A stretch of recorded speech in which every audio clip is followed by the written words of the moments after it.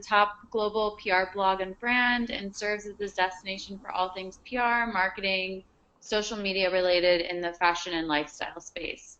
For those of you who don't know or are still getting used to it, Launchmetrics is formerly Fashion GPS, and we've really built our business on serving PR agencies and brands. We know because of the time of the year that a lot of people are knee deep in planning for 2017, and we thought it would be like just great timing to pick Crosby's brain on how to choose the ideal PR agency to represent the business. Yeah, the new ones are. So just some general housekeeping of the webinar. Everyone is in listen-only mode. If you have any questions, please ask them in the menu bar in the chat, and I can answer them as we go along. We will have a Q&A session at the very end of the webinar. Okay, yeah, thank you, Crosby, for joining today and providing an insider's view. So let's go ahead and kick this off. Awesome. Thanks so much, Lauren.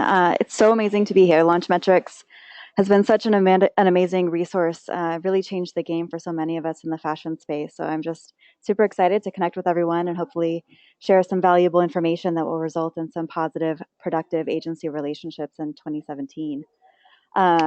If you're new to PR Couture, we serve as the source book for fashion and lifestyle communicators, but for brands specifically, we have an entire DIY PR section on the blog with tons of great information if you're looking to do PR yourself or just looking to learn more about PR. We have an agency directory, a great little ebook called Pitch Perfect that kind of explains how to work with fashion media and influencers. We also sell media lists on the site if you're doing your own PR. And need kind of a foundational list to begin with. So lots of great resources and places to poke around on prcouture.com. I'm especially excited, though, about this particular topic because I get so many emails from brands and designers, many of whom who've been sort of burned by a negative agency experience, and they're looking for agency referrals or just a bit of sort of feedback to figure out, like, is this normal? Is this what I should expect? And I think that there's a ton of education that can happen on both sides to really improve the experience, both in finding the right agency and then nurturing that relationship through. So let's dig into what we have prepared for you today. Cool. So I think, like, it's always kind of helpful with these kinds of things to take a step back and look at the end goal. So let's kind of just look at what success would look like when you're hiring a new agency. Totally. This, I think, is such an important question, and it's such a personal question.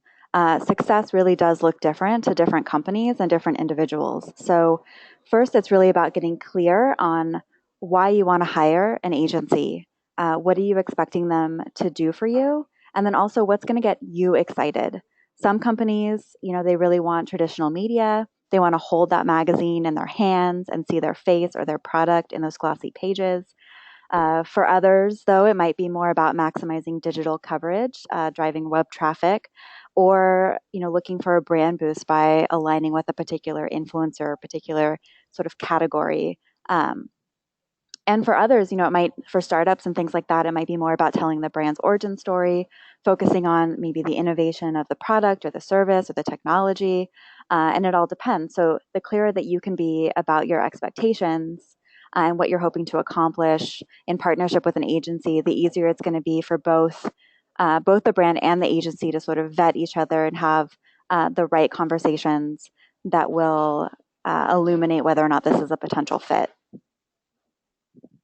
Cool. So I think, like, a good first question is if you're even ready for this.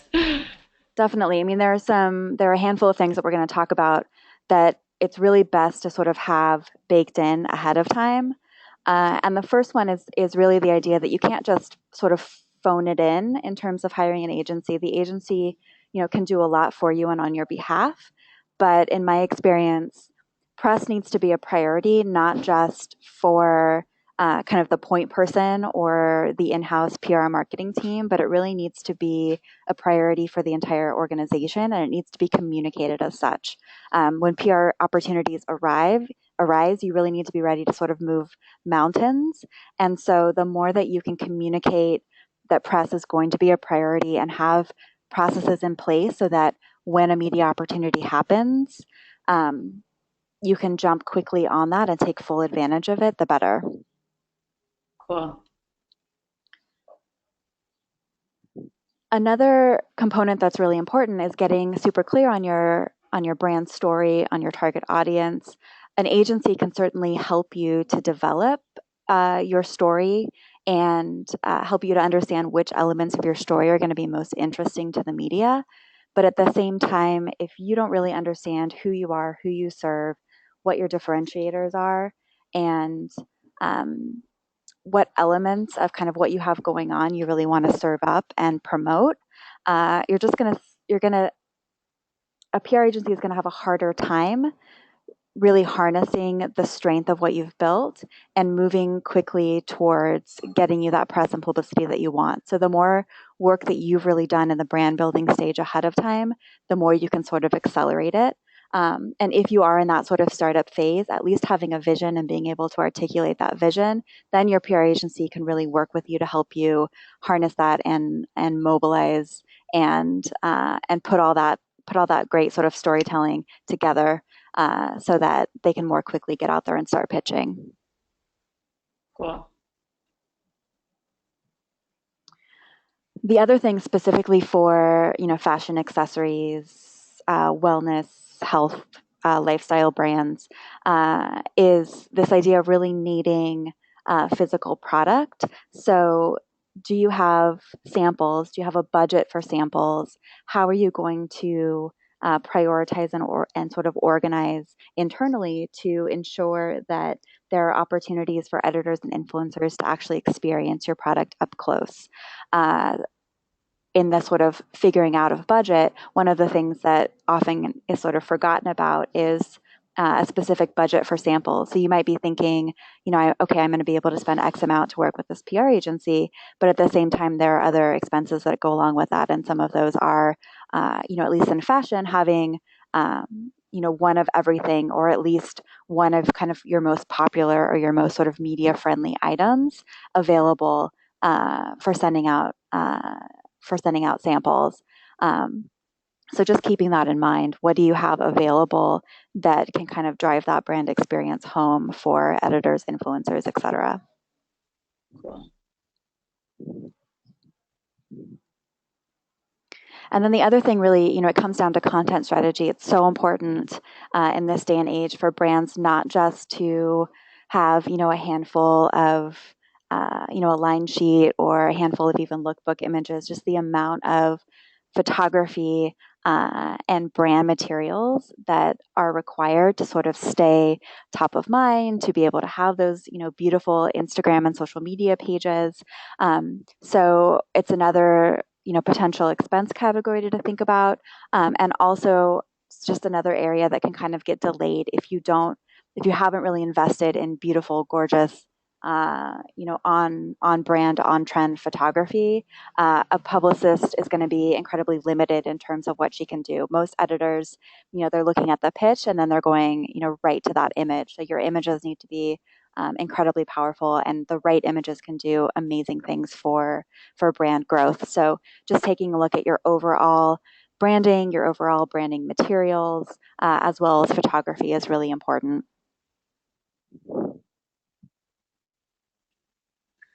Okay, so something that I find hilarious and daunting is you said that searching for the right PR agency is a lot like searching for the one. Um, can you kind of elaborate on that? And is it till death do us part? Of course not. Nothing is ever forever, forever. Um, but yes, okay. So the process of scoping out a new agency, I think it is a lot like dating. And if we put it into kind of online dating rules specifically, somebody pops up, you immediately do that sort of Google search, you're checking out their social media presence. Then, after exchanging some emails, you might sort of have a getting to know you phone call, and then that moves into a series of, in our in our discussion today of meetings, or dates where you're really trying to figure out, is there a future here? Are we compatible? Um, and just like in dating, I believe that there is someone or even several someones that could make for a really incredible relationship. And um, what you're looking for in a partner is probably a bit different than what your best friend is looking for, and it's the same with an agency. I really believe that you're looking for a partner. You're looking for an agency who gets you, gets your business, and is there to support you and also to kind of push you a little bit to grow. And a great PR agency will operate as an extension of your team.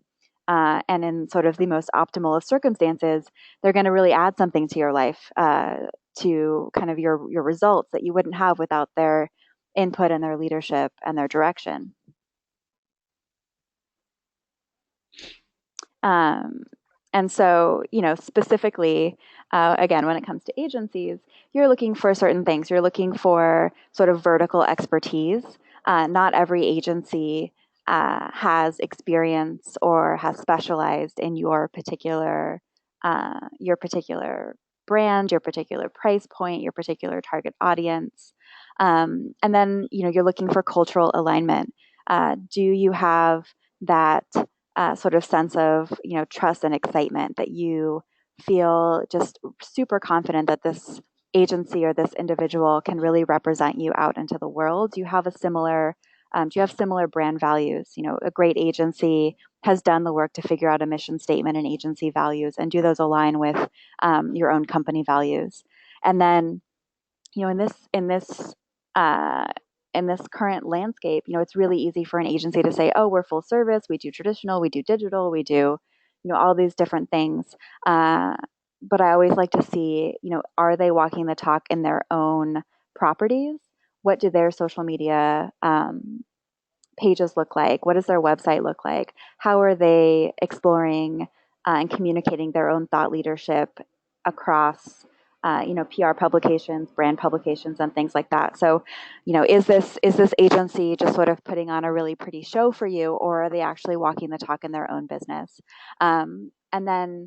And then you're looking for, again, kind of back to that that dating example. You want to look at this agency and kind of feel that inner yes, to kind of know, yeah, there's something here. I feel like this is the right fit. This is worth exploring. This is worth pursuing, in a partnership kind of way. Cool. And let's just talk about, some flags. Totally. So, um, I think the biggest one is any agency that's going to guarantee you anything is circumspect. So if they're guaranteeing placements, if they're guaranteeing sales, if they're saying, "Oh yeah, we're totally friends with X celebrity and no problem, we can get you product. We'll get stuff to them, no problem. It'll be photographs, it'll be on, TMZ, or we're going to be able to get this thing straight to a Kardashian in no time." Anything that just like seems sort of over the top, or operates in sort of a guarantee. Public relations is about nurturing relationships. It's about human interaction. It's about really smart, strategic pitching and opportunities. And a great PR agency will be able to accomplish an amazing amount for you, but they're not going to guarantee anything, just because that's just not smart.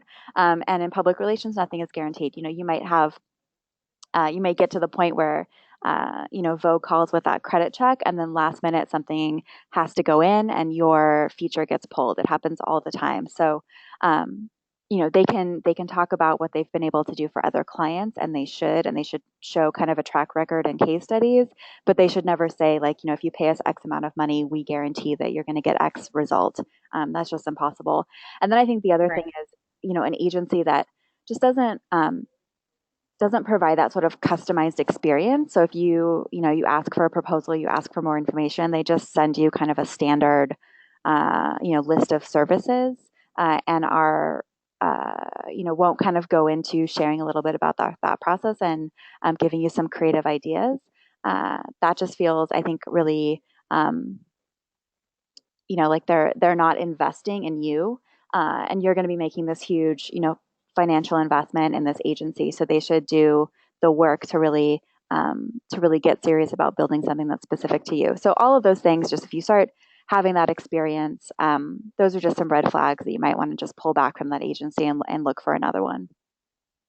Okay, cool. So that being said, let's talk about the path to the search. Absolutely. So if we scooch down just one, So there are a lot of places to find agencies. I think, number one is looking for referrals. So who's working with the brands that you kind of have as like aspirational or inspirational brands? Who are their agencies? That's a really great place to start. And then, just kind of getting the word out among your network to get a word of mouth referral.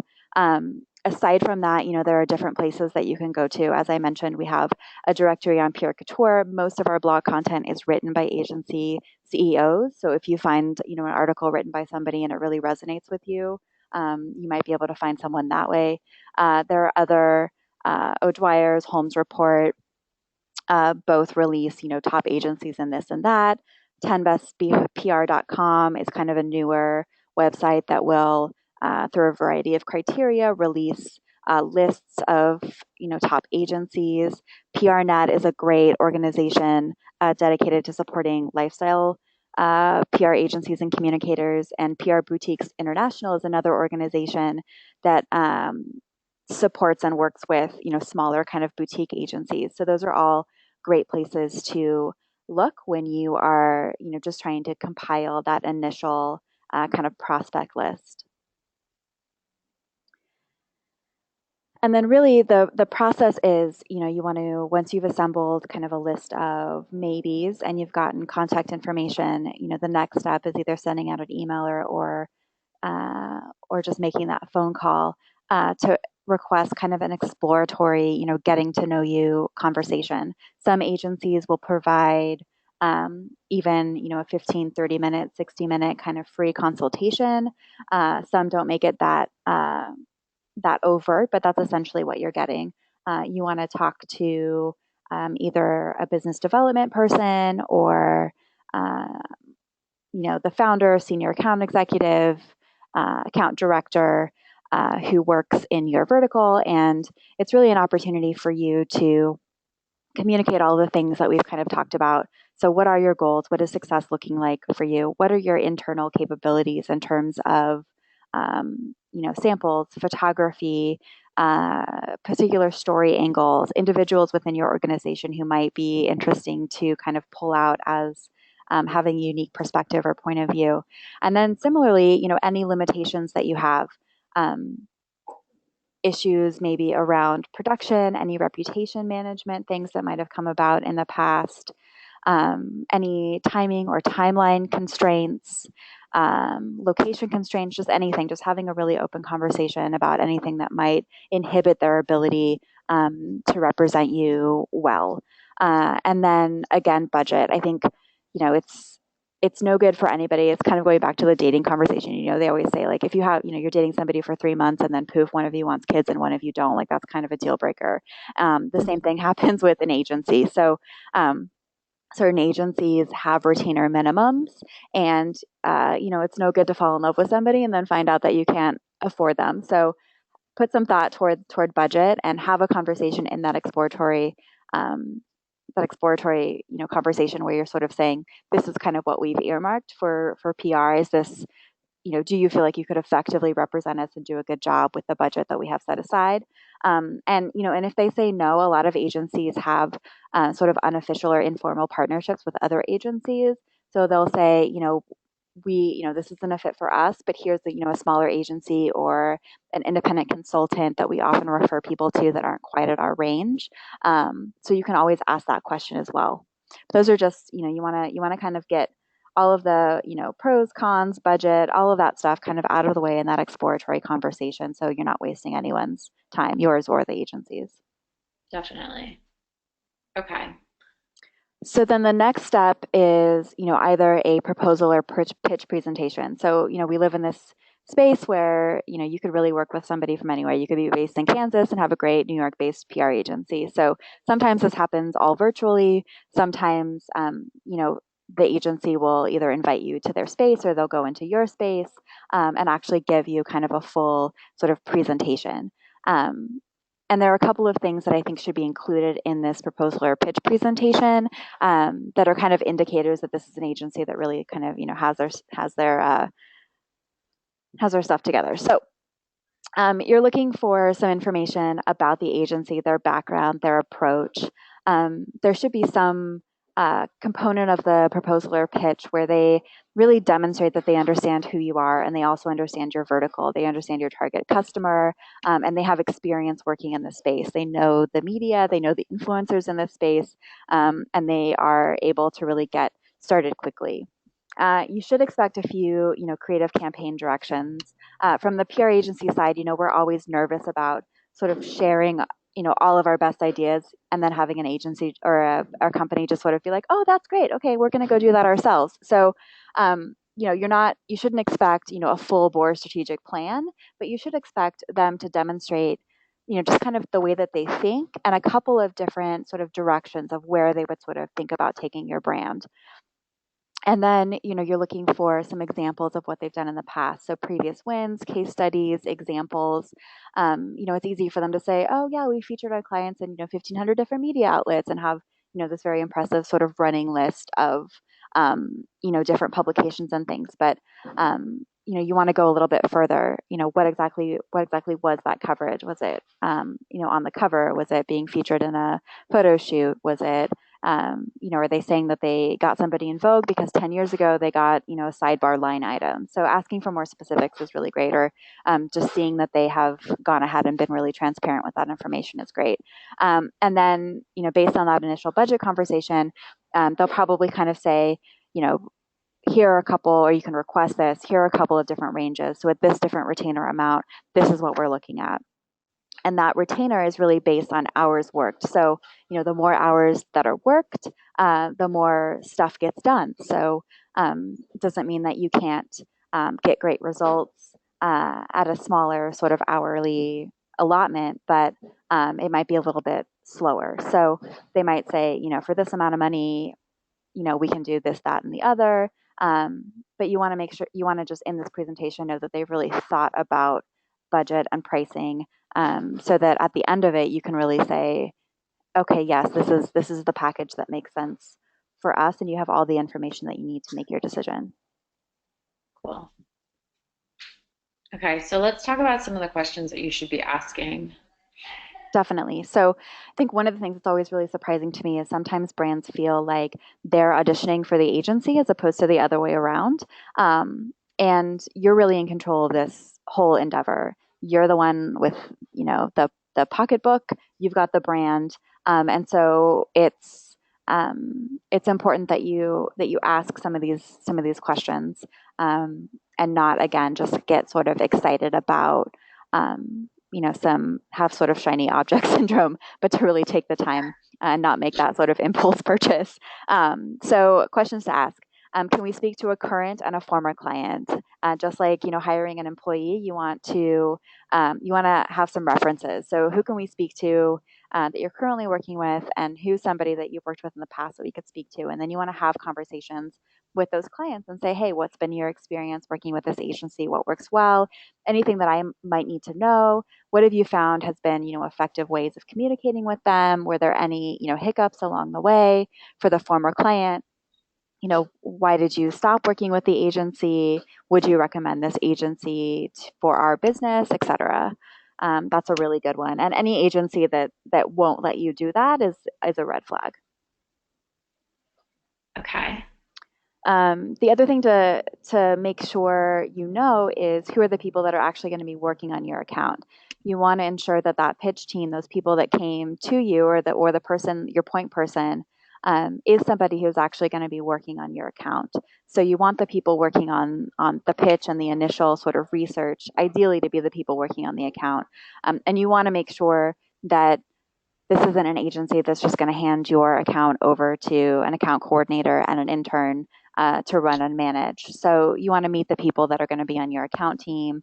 You want to be able to have conversations with them. It's great to do a little sort of rapport building in the beginning, whether that's doing a lunch or a happy hour or something like that, or come to the company headquarters, or um, the production facilities or whatever it is, and really get everybody sort of on board and amped up about your brand. Okay. What else? Okay, so client reporting. So this is another big, I think, differentiator between sort of an okay agency and a great agency. A great agency is going to have a really great reporting process that is sort of communicating with you throughout, the weeks or the months, and then also sort of reporting on wins. So you want to know what it's going to be what it's going to look like. Do they do quarterly KPI reports? Are they going to send you sort of a monthly media coverage report? Um, what does that look like, and what can you expect in terms of reporting back to you? They might, need to for what is the word, like to protect the identity of the other client. They might need to remove some of that information, but you should be able to see what it looks like. Is it a spreadsheet? Is it a PowerPoint presentation? Do they not provide very consistent reporting? That's a really important kind of piece to discuss. And then I think I love this question. Again, this is a relationship. And so asking this question, like, how can we help you to be most successful, is such a great sort of conversation starter. It allows the agency to say, we really need you to be, accessible to us, or if you could get us, a bunch of lip gloss samples, that would be amazing. Or, if we could come in and actually see, your production process, if we could do an sort of a conversational audit with your company founders or all of your employees, that would be great. It just really kind of opens up this nice opportunity to kind of talk about the different ways that you can each help each other to succeed. So I love this question. I think it's a really great one, and it also just puts everything in a really positive mindset. Um, Yeah. when a client comes to me and says, like, how can I help you to help me to be most successful, like, that's wonderful. That just puts everything on a, it's a shared responsibility, and that's a great one. um, and then, I think this is kind of a this is a question that sometimes makes agencies do a bit of an eye roll, but on the brand side, it is absolutely, a great question to ask. We typically say that PR requires like a 3 to 6 month sort of ramp up time, and so it's just good to sort of set expectations by asking them, what, in their opinion, based on your brand and where you sit in the marketplace, and if you're new or old or revamping or whatever, what's a realistic time frame to expect before you can start kind of seeing results. And that doesn't mean that you're not going to get any coverage, for 6 months, but it does mean that, PR is sort of a momentum driven thing. So you start getting a little things here and there, and then it all sort of like ramps up, and then it kind of turns into, hopefully, this, kind of snowball effect. So it's just good to have that conversation and just know kind of what to expect. And if that doesn't work for you internally, or that you're going to be really challenged, if you're not a particularly patient person, or if you have some specific, immediate needs, whether it's, raising investment capital or whatever it is, that's just a good question to have, and kind of explore that a little bit before you sign.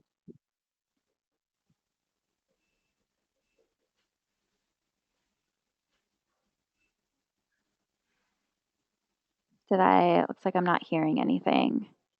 Okay, we can Oh, there you hear are. you again. Oh, sorry, did I cut out? Yeah. Okay. Um, at what point did I cut out? Should I should I address the slide again? Yeah, let's start over. Okay, sorry about that. Um, okay, so uh, so as I was saying, so this is a question that kind of causes a bit of an eye roll for PR agencies, but I think is a really good one for brands to ask, and put a little pressure on agencies to respond to. We typically say that PR requires, 3 to 6 months uh, to really see results.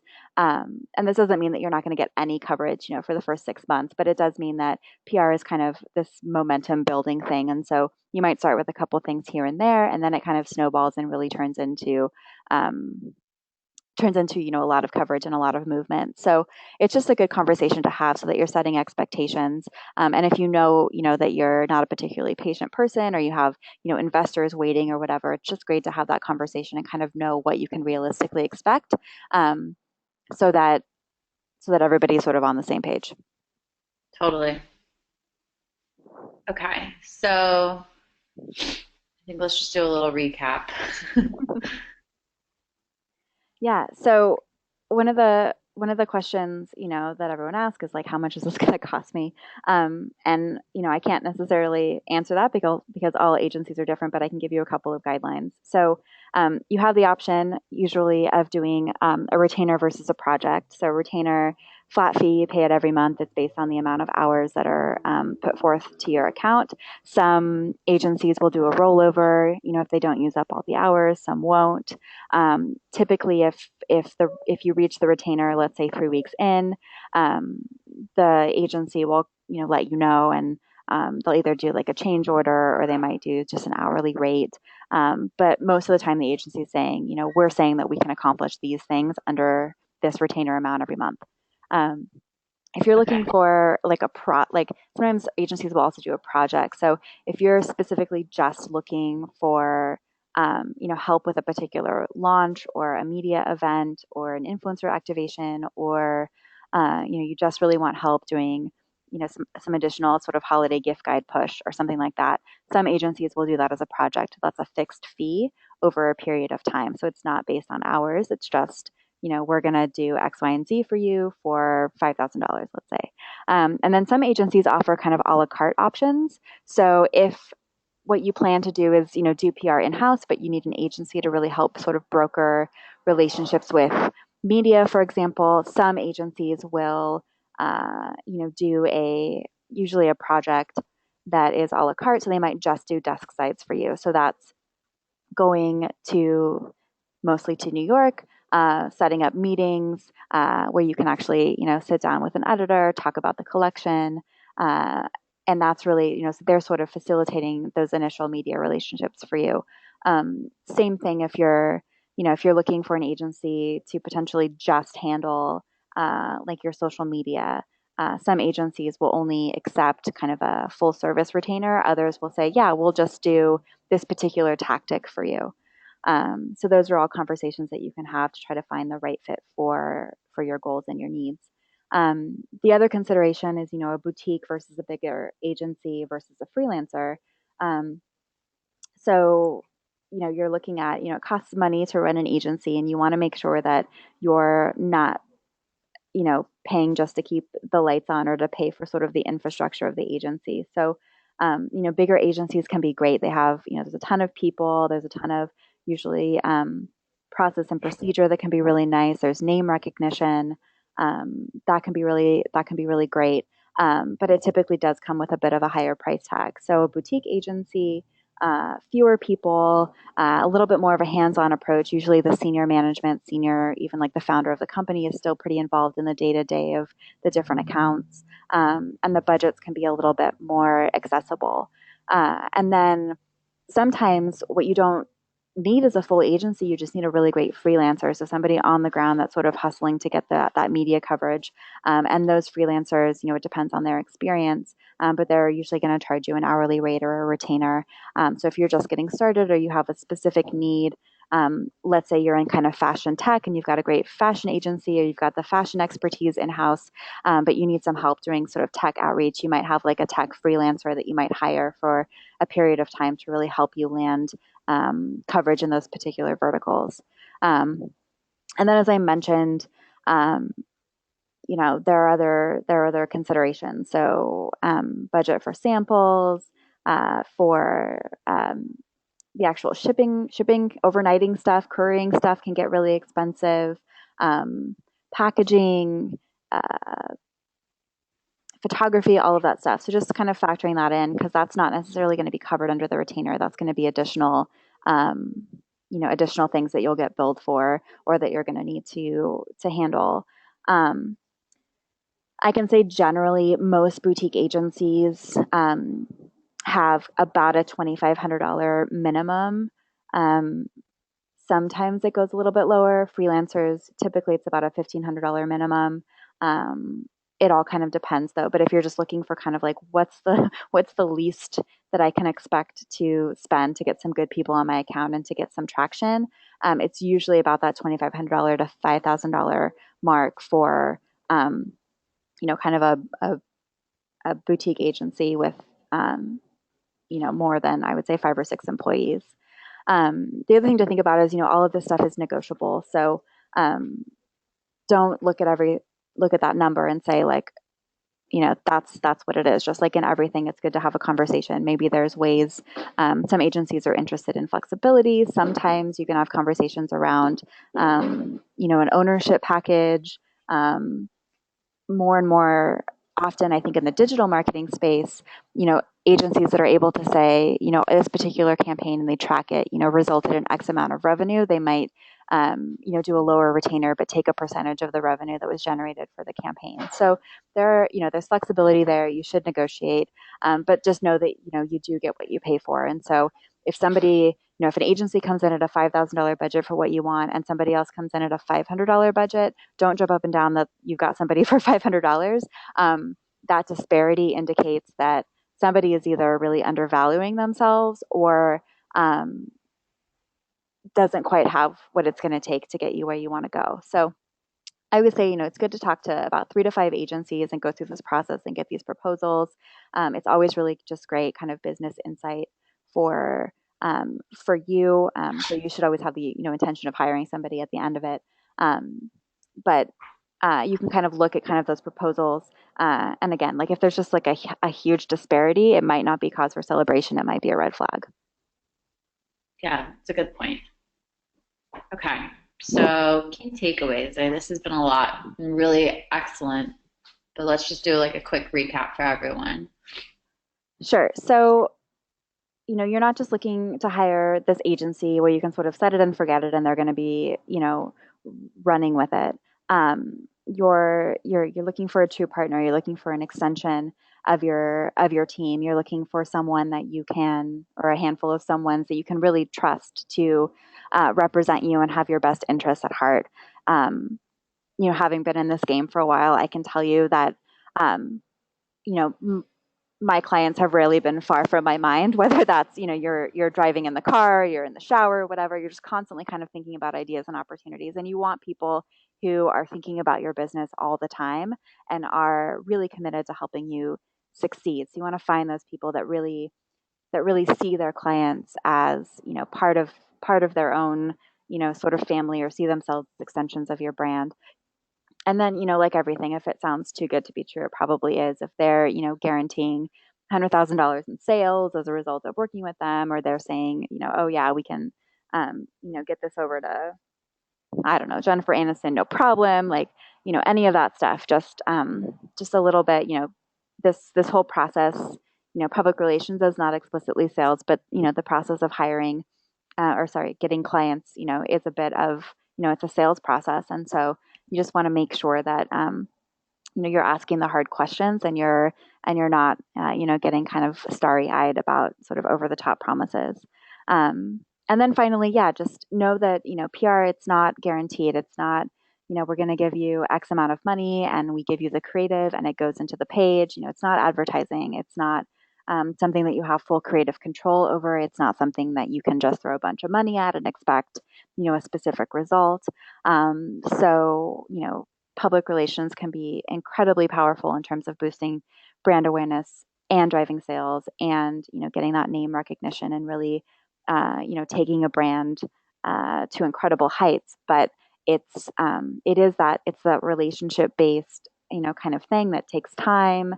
Um, there's a lot of, kind of on a perfect day, the stars align and amazing things happen. And on a not quite so perfect day, you're kind of, doing your best work and hoping for the best. And you just have to understand that this is the space that we're in, and have hopefully some reasonable expectations, while finding an agency that again is gonna work really hard for you.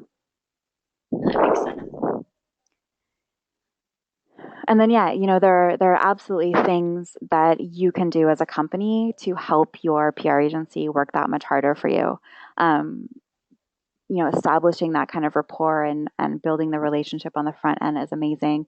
Prioritizing those opportunities. There's nothing worse than, finally getting, somebody interested in a feature and then you call your client and they're like, oh, I'm like on vacation. Could we do this next week or next month or, something like it takes so much finesse to get things to the point where you're ready to turn over, an interview opportunity. And it's just like a stab in the heart when your client is just like, oh, like it's not really convenient for me right now. Can we reschedule or do it another time? So prioritize those PR opportunities. The minute that you get a hook, like, everybody needs to move and mobilize to make it happen.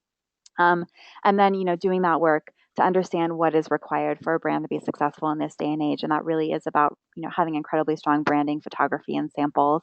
And then, just knowing, you're hiring this agency because they're really the experts in this space. They know what the media want. They know how to build brands. They know how to, drive interest and enthusiasm among target audiences. And so, your company inside and out, but this agency knows kind of the communication space inside and out. So let them be your experts and be your guide, and take their recommendations. The more that you can sort of be flexible to shift and to move in a way that is in accordance with the recommendations of your agency, um, that the better. It's one of those things where you need to like let them be the experts and do their work, and to do it to the best of their ability. And um, that I think that's a huge differentiator between brands and agencies that have amazing results, and some that kind of have some hiccups or a little bit more challenged.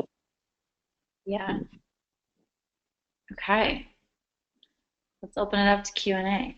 So I do have one that came through. I have a few, but we'll start with like, what should I expect in the first 30 and 60 days? Okay. So some of it's going to depend on how much work you've done in the back end.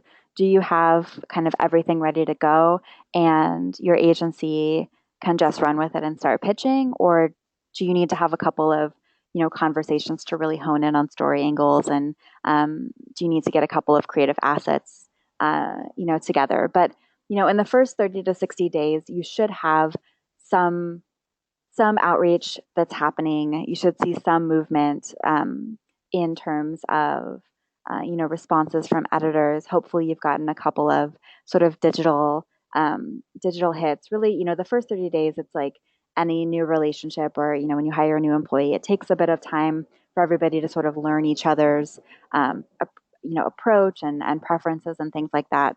Um, but from that proposal, you should agree on a plan. That proposal should turn into a either strategic full bore communications plan, or just a media plan or an event plan, depending on whatever you're doing.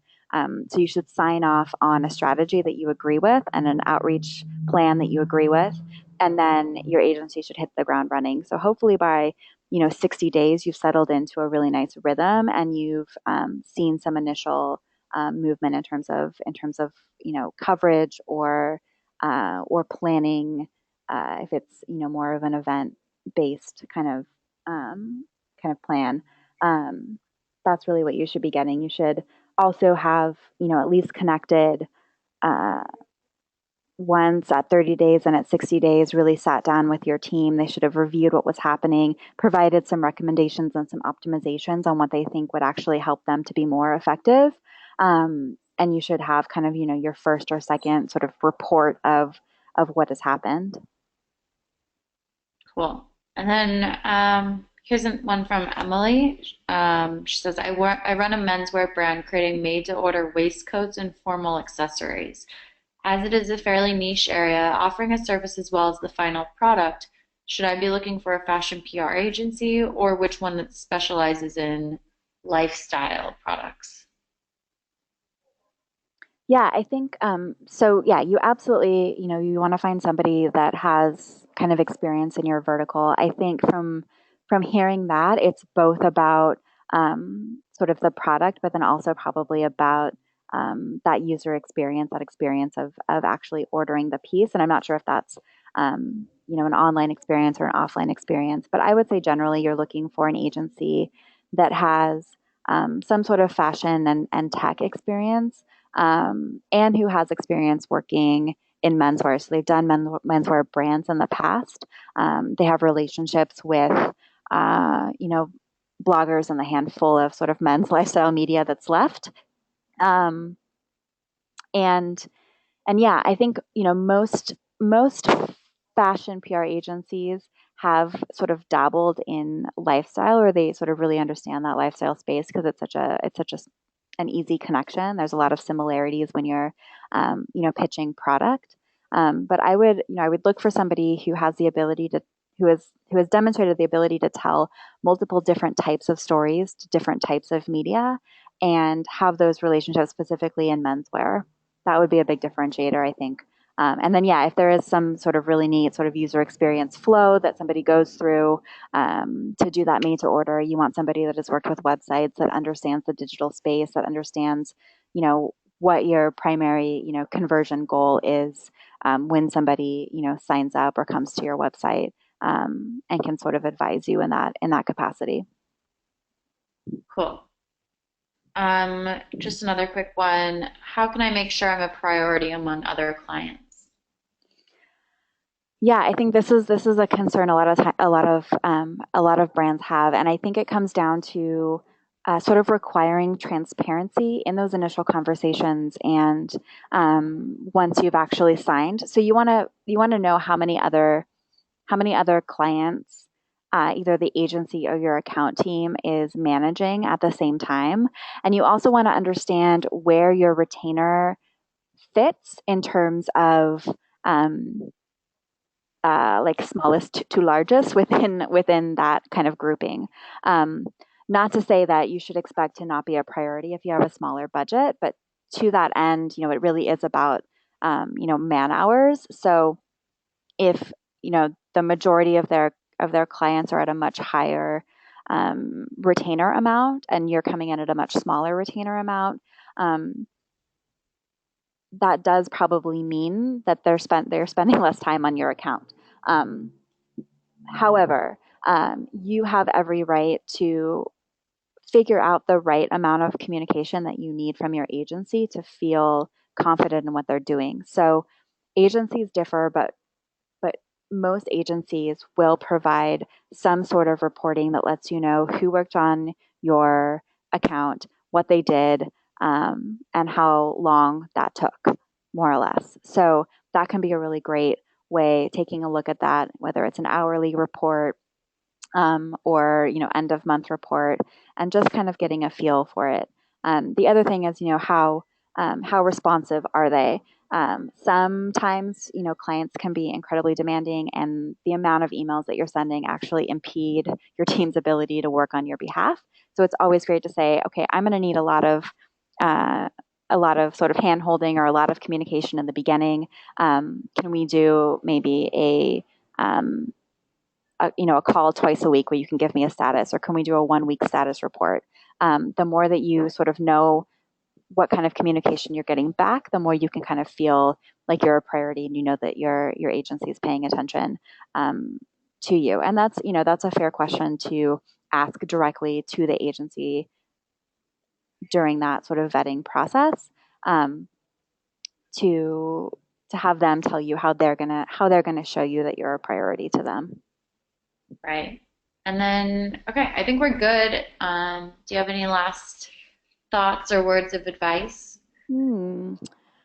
Um, yeah, I think one thing to kind of call out is really, the more that you can invest on the front end of this relationship, the better. If we go back to that dating example, we all in the beginning were presenting this sort of ideal self. We kind of like to, hide our crazy, as it were.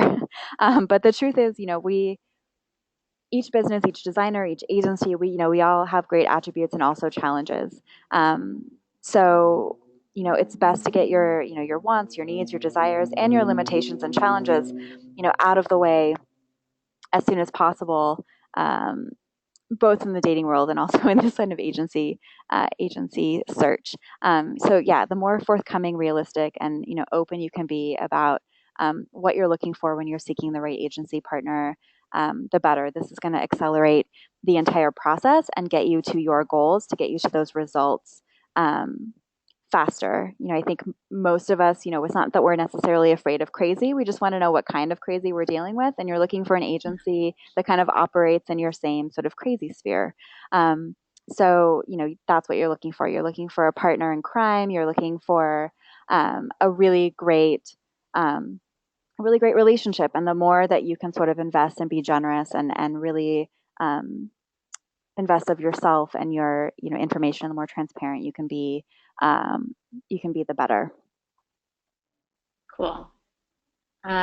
Okay. Well, I just want to say thank you, and thank you for everyone that attended today. If you're ready to hire agency, check out the directory on PR Couture at their website and then /directory. If you have any questions, you can reach Crosby at PR Couture or follow them on social media. For any other information about Launchmetrics, you can send me a line at marketing@launchmetrics.com. We're always here. Yeah, cool. Thank you so much, Crosby. This has been super helpful. Awesome. It was super fun. Thank you for inviting me. Cool. Well, thank you, everyone. We'll be sending a recap through with a recording if you have any colleagues that missed this session. Thank you.